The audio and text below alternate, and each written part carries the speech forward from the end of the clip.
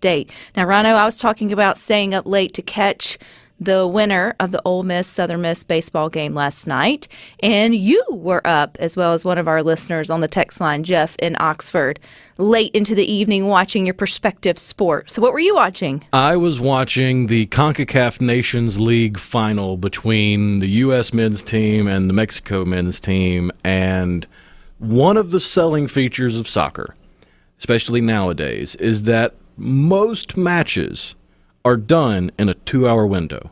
You've got 90 minutes of soccer, you got the halftime, it's you get in and out, and it's done most of the time. But when you get in a tournament setting, you've got to get a winner. I mean, a lot of matches can end in a draw or something like that, and you still get points for the draw, but with a tournament, you can't have a draw. Somebody's got to lift the trophy. So they're in the final. It's U.S. versus Mexico, and it was an instant classic. It started at 8:30, and it didn't get done till almost midnight with the trophy, because in the first minute, and this is spoiler alert, if you've got it recorded, don't listen. I'm fixing to tell you what happened, and I'll probably forget some of the stuff because it was that crazy. First minute, Mexico scores. We go down a goal. It's just deflating, and it's being played in Denver, but it's 70% Mexico fans, so it feels like an away game, even though it's a home game for the U.S. team. Mexico goes up, first minute, they're up a goal, pulls the air out of the stadium. 20 minutes later, U.S. scores. Tied up. Game on. Because in soccer, it's a much smaller scoring sport. Yeah, you usually have low-scoring matches. Second half rolls around, tied up 1-1. Get into the 60th minute, subs start coming on. One of the Mexican subs, Diego Lainez, comes on. Literally in the first minute he's on the pitch, he scores a goal. Mexico goes up 2-1. Somewhere in that time frame, I believe it was right before that, our goalie got injured. His knee hurt him. Couldn't go on. He tried real hard, but had to put in the backup goalie, Ethan Horvath, the hero of the night. I'll get to that. I just love the excitement in your voice. Ethan Horvath is from Denver. He was a hometown kid. He got to come in. He missed it. Exciting for him. Missed it on the Diego Lainez goal to go down 2-1. It makes sense. He just came in too, a little nervy. From there on, Ethan Horvath was a brick wall.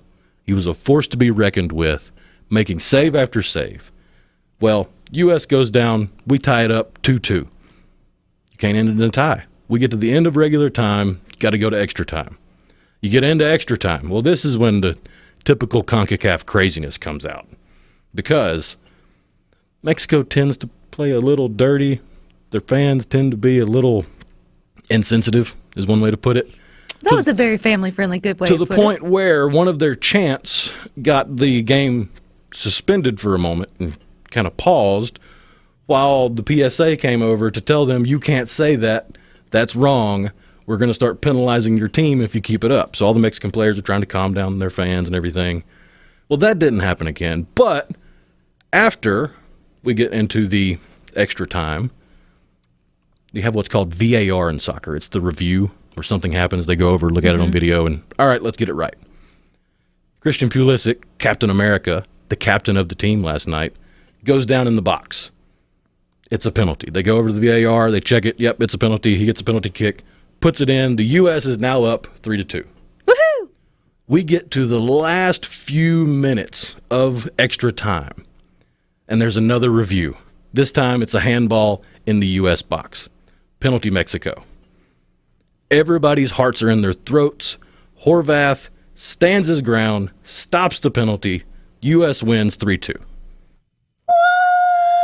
And I forgot all about the fights that happened, the guy that ran on the field, people getting hit with bottles coming from the stands. It was crazy. It sounds like one of those, which we were talking about, I think last week, it's only Monday, last week on Good Things, about something you would want to relive. It feels like if you were there or if you were watching it like you and our listener Jeff on the text line last night, that's one of those, sporting moments where you go, oh my gosh, this is not a normal matchup. This isn't even a normal good game. This is like something you'll be talking about whenever you get triggered to talk about it or something brings it up time and time and time again, and probably with the same enthusiasm and the excitement And so that's pretty cool. So what does that mean for Team USA? Are they That is advancing? the first competitive win for Team USA over our rivals, Mexico. Bitter rivals there.